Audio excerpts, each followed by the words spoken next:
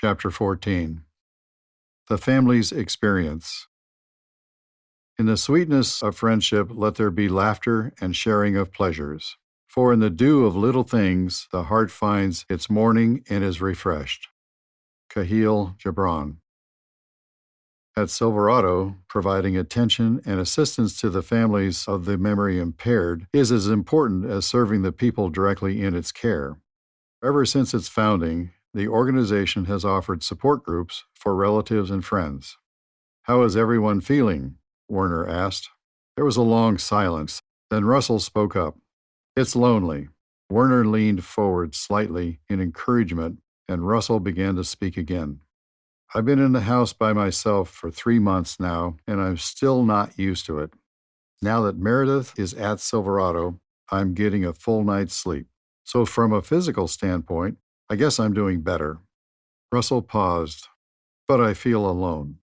Around the table, heads nodded. Philip, Gary, Bert, Vernon, and the rest. They understood. For almost everyone on the odyssey of Alzheimer's or another memory-impairing disease, there is a spouse or family member also walking a new, unaccustomed path. The final destination for the memory-impaired is sadly known. What lies over the horizon for those on the other trail, the husbands, wives, companions, and adult children, is less obvious. But evident to anyone who has ever taken this unwanted trip is that it is laden with visceral emotions and milestones. For spouses and longtime partners, there is the added uncertainty of how to refashion a life no longer clearly defined. This is why Lerner was leading a group discussion among 9 men whose spouses were residents at Silverado. During the 12 months that Lucette, Werner's wife of 60 years, resided at Silverado, he visited her 340 days. Making friends with the residents and staff, he participated in the family support group and came to view Silverado as an extension of his home. Even after Lucette passed away, he continued to stop in. One day, Veronica, the community's director of resident and family services, asked him if he would be willing to spearhead a new support group. It would be for men only. There are a number of men whose wives are residing here who might find it easier to talk about what they're going through if there weren't any ladies present. Werner thought for a moment. "I'll be happy to try it if you think it would be worthwhile. Of course, you know that I've never run a support group." Veronica smiled. "I'm certain you will know what to do." Shortly thereafter, Werner gamely reported to Silverado for the first meeting in his new role. He had reflected quite a bit since his conversation with Veronica. As a retired international banker, he had decades of experience running meetings, sometimes in more than one language. He thought the skills he honed in all those years might be helpful now. The men had lunch first to relax the atmosphere. Then Werner cleared his throat and asked the question about how everyone was feeling. The ensuing silence sent a flicker of anxiety through Werner. What if the men found it too hard to discuss personal matters? But after Russell spoke of his loneliness, Werner jumped in. "I know what you mean. It's strange realizing that Jessica will never be in the bed beside me again. Often when I wake up, I think at first that she got up for a few minutes to go to the bathroom and that she'll be right back," Vernon said. He took a sip of water and continued. "In the last few months that Jessica lived at home, I moved into the guest room. She started thrashing a lot during the night, and I wasn't getting any rest. But no bed ever felt as empty as my bed feels now." When Vernon finished his comments, everyone remained quiet. Werner prepared to pose another question, but then Bert said, "I understand what you're saying. I've been by myself for more than a year now, and my children think I'm doing fine. I guess in a lot of ways I am. But missing their mother in bed isn't something I'm going to mention to them." Rueful smiles and a few knowing chuckles greeted Bert's remarks. In the hour that followed, Werner found that indeed the men spoke of intimate issues. Perhaps he thought it was the first time they had felt at liberty to do so. They came from varying walks of life, but they had in common the male mask of stoicism. They had worn this visage while coping with the changes memory impairment had wrought on the women they cherished. Sudden crying jags, anger, hurtful language, and the need for help in the bathroom. Many of the men had weathered these new behaviors for years as they cared for their spouses at home. Each had reached the point that his ability to provide care was not sufficient for his wife's needs, but they had never spoken to anyone about their pain, which Werner now understood ranged from anguish to depression. As the initial session wrapped up, the men made it clear they wanted the group to continue. Now Werner leads the male-only luncheon once every 3 months.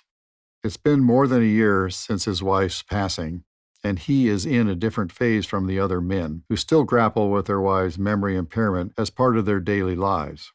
I've gone through the whole cycle, from the beginning of my wife's symptoms to the end, Werner says.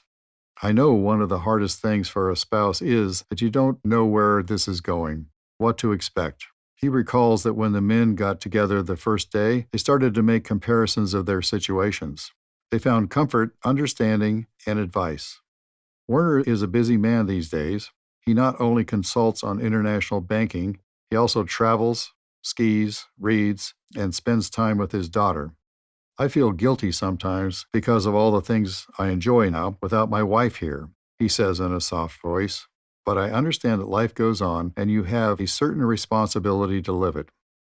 Ken was shocked the first time the police came to the house and wanted to set up a command post. My mother is missing. She didn't rob a bank. At 52, Ken was not leading the life he had imagined for himself. He did not foresee having to summon the authorities to search for his mother, Marilyn, not just once, but frequently over a period of years. Nor did he anticipate having to explain to her over and over again that she was no longer allowed to drive. Every time Marilyn asked for her car keys, her anger and sorrow were fresh, as though she had just learned the news. And Ken never imagined leaving his career for part-time work because his mother's needs took so much of his time. I've always been close to my mother, says Ken. Despite a difficult marriage, she raised us 3 boys with grace. We always knew we could count on her. Now the roles are reversed. Being a caregiver teaches you how to really love someone. You embrace what honor thy father and mother truly means. When all of this is over, I will be able to say, I tried my best. When Marilyn was 77, she moved to Silverado and Ken became a regular participant at Silverado's monthly support groups. He finds that talking about his experience helps. As a caregiver, you experience a lot of isolation. You feel like you're watching the rest of the world go by and you're in a completely different place, having a completely different experience. With the support group, you know you're not the only one. Hearing what others have learned over the years brings perspective. It's an ongoing reinforcement process for what you're doing and feeling. Each week for 6 months, 6 women gathered in a local sewing shop to create a quilt. Some have never wielded a needle and thread before, but they were determined to learn. Each woman was creating a square to honor her husband. For Bruce, the square's theme would be football, a sport he played in his youth. A rose would represent Diane's husband, Tom. He had planted a rose garden at every home they had lived during their 50-year marriage. Each of the women had joined Silverado's family support group and for the first time had met other wives who had long cared for their husbands at home. As they constructed their quilt, they stitched together new friendships to sustain them through the loss of their spouses to memory impairment.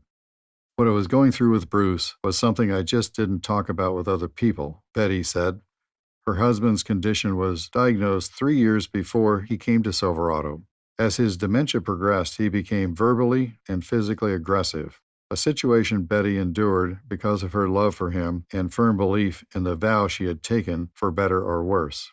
When she finally admitted she could not handle Bruce's care at home anymore, he moved to Silverado. Betty felt defeated, as though she had failed everyone in the family.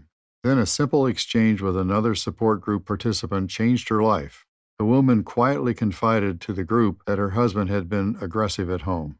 Betty drew in her breath in surprise and said, "You too?" The two looked at each other with understanding. It was the beginning of liberation from the guilt, sorrow, anger, and isolation that each had felt for so long. Even when their adult children could not comprehend what caring for their memory-impaired fathers had been like, these new friends understood, didn't criticize their feelings or decisions, and offered unwavering solidarity. When one woman was feeling depressed, The rest of us were able to lift her spirits and comfort her, Diane said. Giving voice to emotions and regaining a perspective which had been lost in the stress of daily caregiving allowed Betty to fall in love with her husband again. She said, "When you're a full-time caregiver at home with a difficult person, you can forget how many years of your marriage were actually wonderful." All of the women relished the weekly stitching sessions. They laughed and experienced the satisfying sense of working alongside others to create something that mattered. When the project concluded and the quilt was displayed on the wall at Silverado, the women began considering their next group project. "We don't want to let go of each other.